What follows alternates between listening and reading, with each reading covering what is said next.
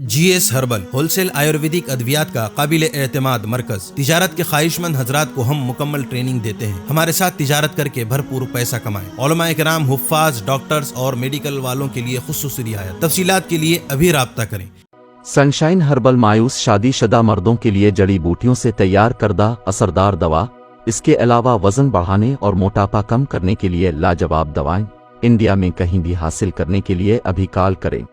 تحفظ دین کا کاروبار روا دوا روا دوا روا دوا روا دوا روا دوا تحفظ دین کا کاروبار روا دوا علماء کا ساتھ دو آؤ سب کے سب یہاں علماء کا ساتھ دو آؤ سب کے سب یہاں۔ ہمارے مدارس میں ایک جو کورونا کے بعد یا کورونا سے پہلے سے ایک بیماری چلی ہے کہ بہت سارے طلباء 10ویں 12ویں کر لیتے ہیں حفظ کے ساتھ، اور پھر اس کے بعد وہ اس میدان کو چھوڑ دیتے ہیں۔ صرف حافظ ہو جانے سے کام نہیں بنے گا، آپ کو حفظ کے ساتھ، حافظ ہونے کے ساتھ ساتھ عالم بننا ہوگا، اور بہترین عالم بننا ہوگا، اور اس کے ساتھ آپ جو بھی اسکلز چاہے، آپ انجینئر، ڈاکٹر، جو بننا چاہے، آپ کے لیے الحمدللہ جامعہ ایسا نظام بنا چکا ہے کہ آپ سب کچھ کر سکتے ہیں، مگر ضرورت ہے اس کے لیے محنت کرنے کی۔ جب تک کہ مزاج محنت کا نہیں ہوگا، وَجَاهِدُوا فِي اللَّهِ حَقَّ جِهَادِهِ، کہ اس طرح سے جہاد کرو کا مطلب سعی اور کوشش کرو جیسا کہ کوشش کرنے کا حق ہے۔ جب تک کہ ذہن محنت کا نہیں بنے گا، جب تک کہ اپنی غفلت کو ہم ختم نہیں کریں گے، اور خاص طور پر طبقے طلباء اور علماء سے غفلت جب تک کہ دور نہیں ہوگی، اس امت کی اصلاح کے امکانات بہت کم ہیں۔ اس لیے کہ امام مالک فرماتے ہیں لا يصلح آخر هذه الامة الا بما صلح به اولها، اس امت کے اخیر میں آنے والے لوگ اسی طریقے اور اسی فارمولے سے کامیاب ہو سکیں گے جس فارمولے سے پہلے یعنی حضرات صحابہ کامیاب ہوئے، اور صحابہ دین سے وابستہ ہو کر کامیاب ہوئے، نہ کہ دین سے دور ہو کر کامیاب ہوئے۔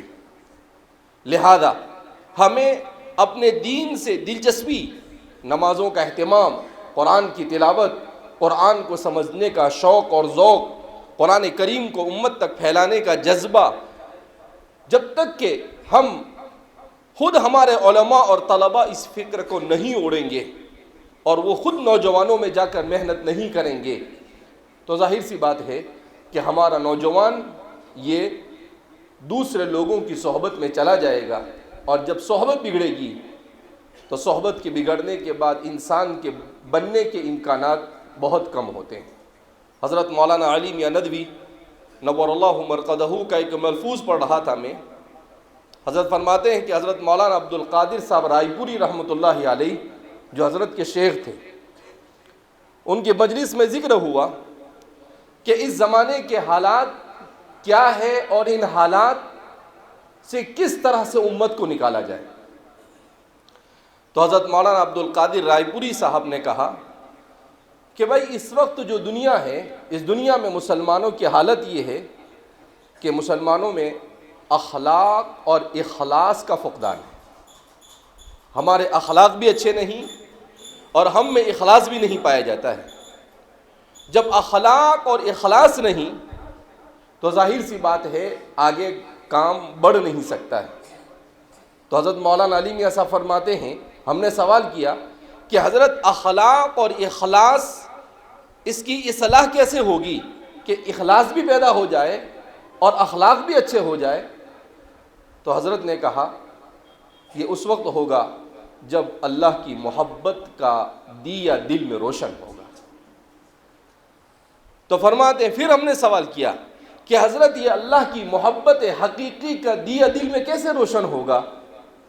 تو آپ نے فرمایا 2 کام کرنے سے اللہ کی محبت دل میں اجاگر ہوتی ہے، ایک اللہ والوں کی صحبت اختیار کرنے سے، اور دوسرا کثرت سے اللہ کا ذکر کرنے سے۔ کہا جب کثرت سے اللہ کا ذکر ہوگا، اللہ والوں کی صحبت اختیار کرو گے، تو اللہ کی محبت آئے گی، اور جب اللہ کی محبت آئے گی تو اس کی برکت سے اخلاص آئے گا، اور جب اخلاص آئے گا تو اخلاق خود بخود سدھر جائیں گے۔ تو یہ ترتیب ہے ہمارے اس زمانے کے، جن کو ہم کہہ سکتے ہیں دل کے ڈاکٹر، اصلاح قلب کی جنہیں اللہ رب العزت نے مہارت عطا فرمائی، ان لوگوں نے ہمیں یہ فارمولہ بتایا، انہوں نے گویا کہ ہمیں یہ ڈوز دیا کہ اس کے ذریعے سے آپ اپنے معاشرے کی اصلاح کر سکتے ہیں۔ لہذا آج ہم اٹھے بیٹھے اللہ کا ذکر کرنے کے بجائے اٹھتے بیٹھتے کرکٹ کا ذکر، فٹ بال کا ذکر، اٹھتے بیٹھتے فلم اسٹاروں کا ذکر، اٹھتے بیٹھتے تیری میری کرنا، اس کی غیبت اس کی غیبت، اور پتہ نہیں کیا کیا ایسی بیہودہ حرکتوں میں ہم مبتلا ہے کہ اللہ کی پناہ۔ جبکہ ہماری زندگی ہونی چاہیے کہ ہر موقع پر رسول اللہ صلی اللہ علیہ وسلم نے کیا پڑھا ہم اس کے عادی بن جائیں۔